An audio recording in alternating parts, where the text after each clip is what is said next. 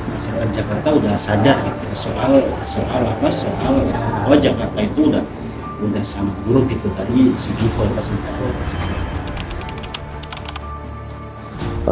Kita di Jakarta itu kalau dilihat dari 5 penyakit yang sering berhubungan dengan pencemaran udara, yang paling tinggi itu sekarang adalah bronkopneumonia, teman-teman.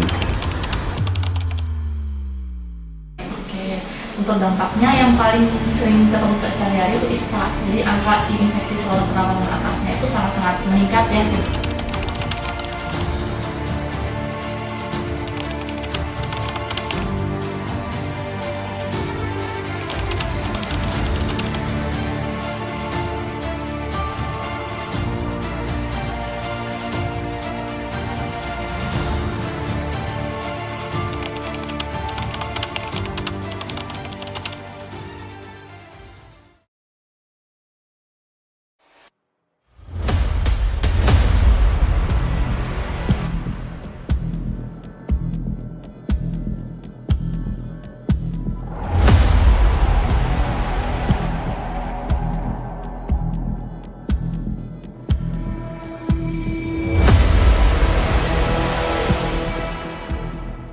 Di Pemprov DKI ada upaya ini nggak Pak?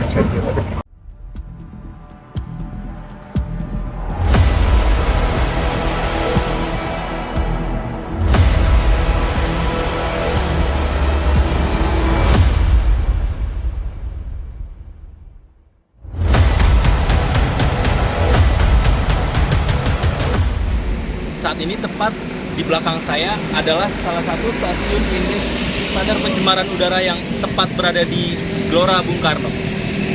Sebagai tempat yang banyak digemari oleh berbagai kalangan, GBK menjadi sebuah sarana yang cukup lengkap dan nyaman untuk berolahraga. Namun, di balik strategisnya GBK sebagai tempat berolahraga masyarakat ibu kota, GBK memiliki indeks polusi yang cukup tinggi. Dilansir dari IQR, indeks polusi di tempat saya berdiri sekarang berkisar dari 120 sampai 150 mikrogram per harinya. Artinya, tempat sehijau dan seasri ini termasuk dalam kualitas udara yang tidak baik. Bagaimana dengan tempat lain di Jakarta? Saya Ilham Ismu, ini GBK. Selamat datang di GOTE. Bagaimana tanggapan masyarakat soal polusi udara di Jakarta? Apa aja sih yang dirasain ketika ngehirup udara di Jakarta ini? Kalau ngehirup udara sih mungkin kalau parah-parahnya itu pernah batuk aja sih. Cuma untuk kondisi kulit saya kan rada sensitif gitu ya. Jadi itu kadang kemerahan gitu, cuma nggak terlalu parah juga. Cuma ketika polusi mungkin sedang memburuk, sangat buruk gitu. Halo Kak, udah tahu belum soal polusi udara di Jakarta? Ya. Apa aja sih yang Kakak rasain waktu menghirup udara di Jakarta itu, Kak? Lebih ke sumpek sih ya, terus sama udaranya itu lebih ke panas, terus kayak nggak nyaman aja gitu buat ngehirup, apalagi di ibu kota sekarang udah padat penduduk, ditambah kendaraan yang terlalu banyak, jadi agak bikin sesek. Apakah benar dugaan masyarakat soal polusi udara di Jakarta? Saya dan tim mengecek ke sebuah lokasi yang sudah kita tentukan. Halo semua, saat ini saya berada di lantai 24 di Perpusnas yang menggambarkan betapa tebalnya polusi di langit Jakarta. Jika dilihat dengan mata telanjang, Jakarta seperti ditutupi oleh kabut dari kejauhan. Padahal saat video ini diambil, di sana cuacanya cukup terik.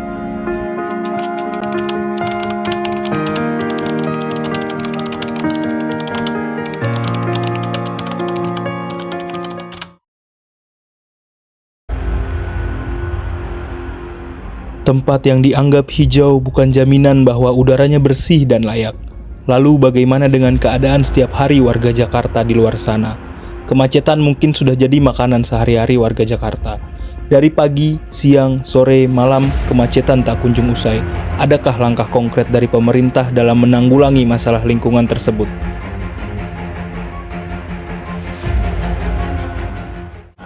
Hal itu yang menurut kami Jakarta itu belum kuat, bahkan Jakarta itu belum punya peta jalan untuk bagaimana mengatasi polusi udara kayak gitu. Kayak misalnya mereka harus memperbanyak RPH atau memperbanyak pohon-pohon atau misalnya membatasi mobilitas kendaraan pribadi gitu. Mereka kan belum punya tuh, nah itu yang coba kita dorong.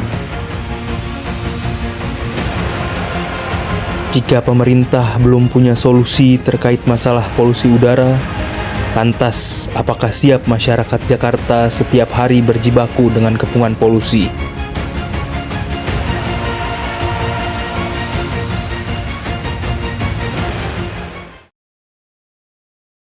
Jadi statement Pak Awal ataupun pendapat Pak Awal terkait dengan psychological statement tadi, menurut Pak Awal itu kurang tepat gitu, karena mungkin kita kurang tahu apakah ada masalah apa di belakang sana yang mungkin membuat yang bersangkutan itu berstatement seperti itu. Tetapi intinya adalah bahwa kita bisa memulai dari hal-hal yang mungkin kita rasa perlu untuk kita lakukan secepat mungkin, dari hal-hal yang kecil, yang akhirnya hal-hal kecil itu akan menjadi sesuatu yang besar, dan juga hal-hal yang kita lakukan secara sedikit-sedikit itu lama-lama akan menjadi banyak, bahkan menjadi sebuah kebiasaan yang baik, seperti itu. Itu menurut dosen kesehatan masyarakat. Lalu, bagaimana dengan tanggapan seorang dokter yang bekerja di RS Jakarta? Untuk dampaknya yang paling sering ketemu sehari-hari itu ISPA. Jadi angka infeksi saluran pernapasan atasnya itu sangat-sangat meningkat ya dibandingkan dengan musim-musim sebelumnya yang musim hujan. Itu hampir naik sekitar 2 kali lipat. Itu terutama populasi yang kayak populasi anak kecil kan saya nggak juga pegang yang anak kecil, orang usia lanjut usia, orang dengan asma, sama gangguan paru biasanya yang sering-sering kamu. Kalau dari dokter nih, ada anjuran nggak sih untuk mencegah supaya kita tidak terkena ISPA gitu? Oke, jadi anjurannya kan ini kan polusi udara di luar ya. Jadi kalau bisa dikurangi kegiatan yang di luar rumah, begitu. Kalau nggak bisa, bisa pakai masker juga membantu kok untuk mengurangi paparan terhadap polusi udaranya. Tapi yang paling utama sih mengurangi pekerjaan di luar rumah gitu, misalnya berkebun, terus kita perjalanan gitu. Kalau pakai mobilnya yang recirculate, jadi udara luar nggak bisa masuk dalam.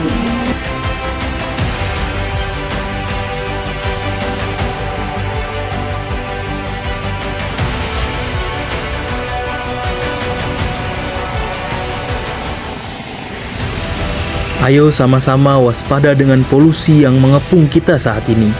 Jangan sampai udara bersih tak dapat dirasakan lagi oleh anak cucu kita nanti. Lagi pula, lingkungan di bumi ini kita yang wariskan. Sebagai manusia, kita mempunyai tanggung jawab untuk menjaganya. Saya Ilham Ismu, sampai ketemu lagi di perjalanan GOTE yang lainnya.